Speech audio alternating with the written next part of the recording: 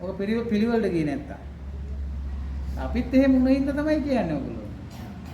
දැන් සතර සතිපට්ඨානය කියන එක සිහිය පවත්තන ක්‍රමවේද හතරක් ගැනනේ බුදුහාමුදුරුවෝ කියලා තියෙන්නේ. ඒතර මේ ක්‍රමවේද හතරේ මුලින්ම තියෙන්නේ මොකද්ද? කායානුපස්සනාව.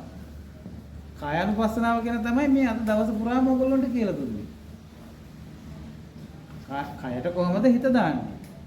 කයට හිත දැම්මා කියන්නේ Tamanට බලා ගන්න පුළුවන් අතීතය අනාගතය ඒ දෙකම අතහැරෙනවා. මේ මොහොතට සිහිය පිටනවා. තේරුණාද කියන්නේ? කයට හිත දැම්ම ගමන් ඔයගොල්ලන්ට මේ ප්‍රශ්න වලින් 70%ක්ම අතහැරිලා. ඒක ඔයගොල්ලන්ට ප්‍රායෝගිකව දකින්නම පුළුවන් මේ වැඩේ. ප්‍රශ්න වලින් 70%ක් අතහැරලා කියන්නේ දැන් ඔයගොල්ලෝ ඉන්නේ ගෙදර ප්‍රශ්න ගොඩකනේ. ප්‍රශ්න ගොඩක ඉන්නේ. සමහරුන්ට ප්‍රශ්න තියෙන්නත් පුළුවන්, සමහරුන්ට සුළු වශයෙන් වැඩි වශයෙන් තියෙන්න පුළුවන්. නමුත් ඔයාගේම කයට ඔයා හිත දැම්මට පස්සේ ඔයාට තේරෙනවා මේ කයේ පැවැත්ම කොහොමද තියෙන්නේ කියන එක. සිහියේ පැවැත්ම 100ක් මේ මටවත් පාලනය කරන්න බැරි 100ක් තියෙන්නේ කියලා රූපයක් තියෙන්නේ කියලා ඔයාලට පේන්න ගන්නවා. බුදුහාමුදුරුවෝ කියන්නේ ඕක දකින්න කියලා.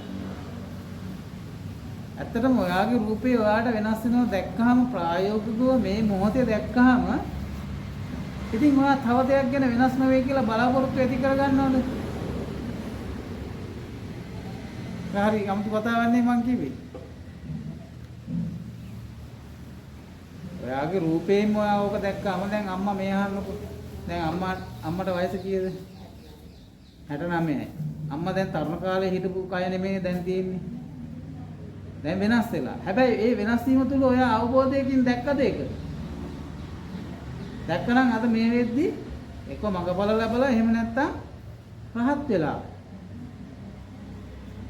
එහෙම දකින්න තමයි අර 100 පුරුදු කරන්න ඉස්සලා කයට හිත දාන්න කියන්නේ. දැන් ඔක මම ඔයාලට ආයේ මේක ඉවරයක් වෙනකන් කිව්වොත් එහෙම තේරෙන්නේ නැහැ. ඉස්සලා කරන්න ඕන දේ තමයි කයට හිත දාලා කයේ සිහිය පවත්තන එක. දැන් ඔය මරණයක් ගාව එහෙම දාන්නේ සතර සතිපට්ඨාන දාන්නේ කායානුපස්සති විහෙරතෝ. එනේ කයේ ස්වභාවය 100ෙන් දකිනවා.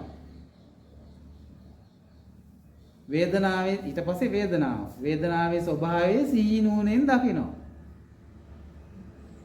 ඊට පස්සේ සිතේ ස්වභාවය 100 නුවණෙන් දකිනවා. සිත කියන්නේ ඇති වෙලා පැවතිලා නැති වෙන දෙයක්.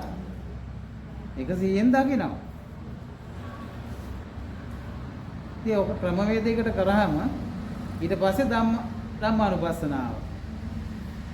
ප්‍රඥාවට යන අන්තිම කොටස තමයි යන්නේ ප්‍රඥාවට. ධර්මයෙන් ප්‍රඥාවෙන් දකිනවා මේ ධර්මතාවය හරියට තමයි සිහි නුවණින් දකිනවා ධර්මතාවය.